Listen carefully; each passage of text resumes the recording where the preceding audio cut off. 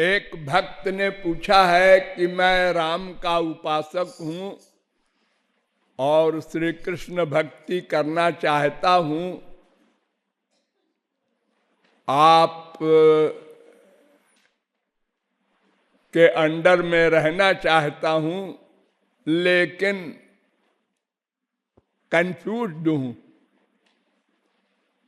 तो कंफ्यूजन की कोई बात तो तब हो जब दो वस्तु हो। अगर किसी का बाप या उसका पति ऑफिस में भी हो और वही घर में आता हो, तो वो व्यक्ति कंफ्यूज्ड नहीं होती कि ऑफिस में तो तुम बड़े सीरियस बैठे थे सूट पहन करके, और यहां छोटे बच्चों के बीच में तोतली भाषा में बोलते हुए लुंगी पहने घूमते हो घर में। हमको डाउट होता है कि तुम दो हो, ऑफिस वाला हमारा पति है कि ये जो घर में आ गया ये हमारा पति है। ऐसा नहीं, वो एक ही पुरुष है। ऑफिस में उस प्रकार उसको रहना पड़ता है तो वैसी एक्टिंग करता है, और घर में नेचुरलिटी से रहता है तो अपने माँ से, बीबी से, बच्चों से वैसा वैसा व्यवहार करता है। ऐसे ही भगवान जब रामावतार में आए, श्री कृष्ण ही आए थे। रामावतार के पहले कृष्णावतार हुआ था। ये इसी प्रकार अवतार एक दूसरे के बाद होता रहता है।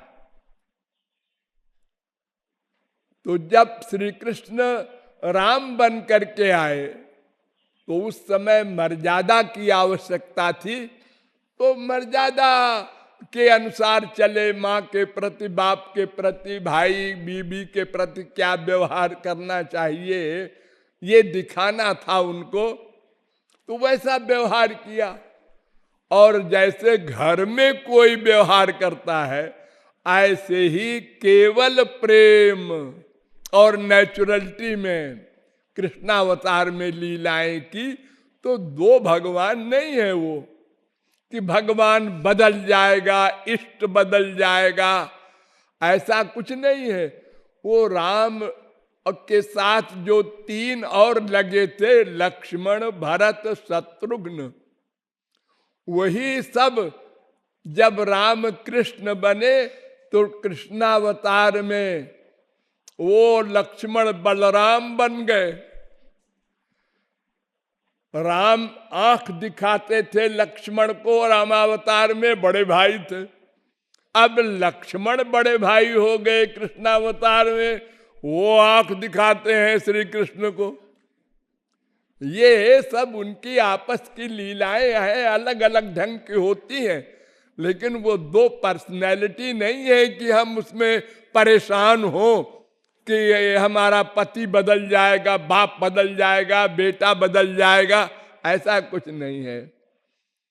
वही सब अवतार लेके फिर आए थे कृष्णावतार में, रामावतार वाले।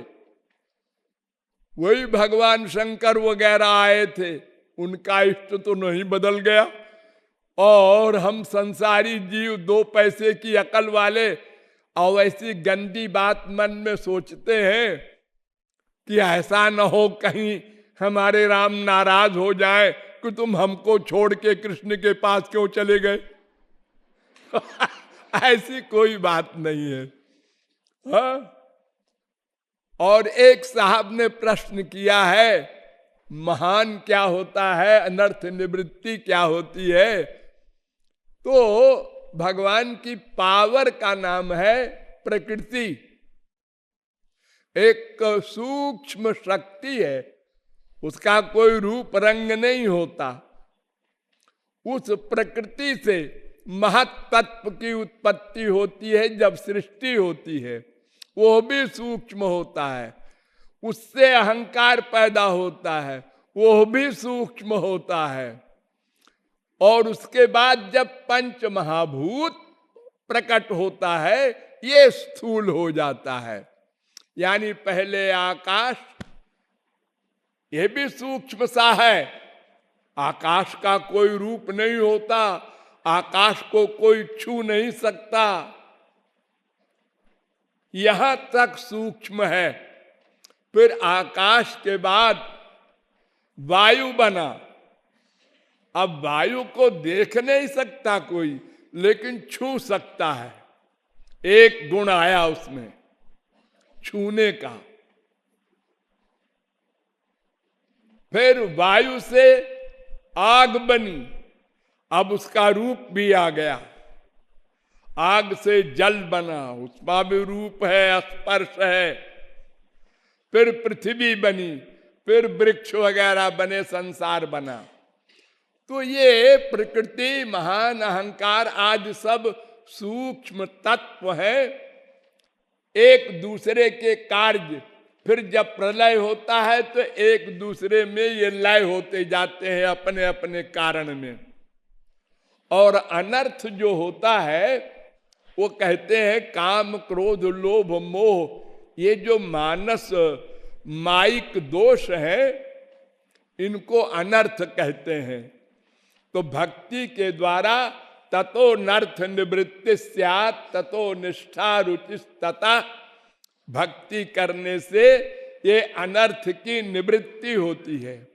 अर्थात ये अपना अपना बुरिया बिस्तर बांध के भागने लगते हैं कि ये भक्ति करने लगा, भगवान अंदर आने लगे। तो जहां भगवान रहेंगे वहां माया नहीं रह सकती।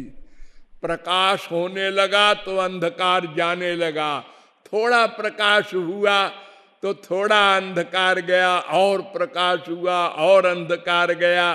पूरा प्रकाश जब हो जाएगा तो अंधकार सदा को चला जाएगा। तो ये छोटे मोटे प्रश्न है, लेकिन प्रश्न को लाना नहीं चाहिए। केवल साधना करने पर ध्यान दो। जो जो अंतःकरण शुद्ध होगा, अपने आप समाधान होता जाएगा। प्रैक्टिकल एक्सपीरियंस के बिना, खाली थ्योरेटिकल ब्रह्मा का बाप भी समझावे तो पूरा पूरा बोध नहीं हो सकता, अनुभव से ही होगा। इसलिए प्रश्न को पैदा करना और फिर परेशान होना, ये बीमारी कोई मत पालना। हाँ।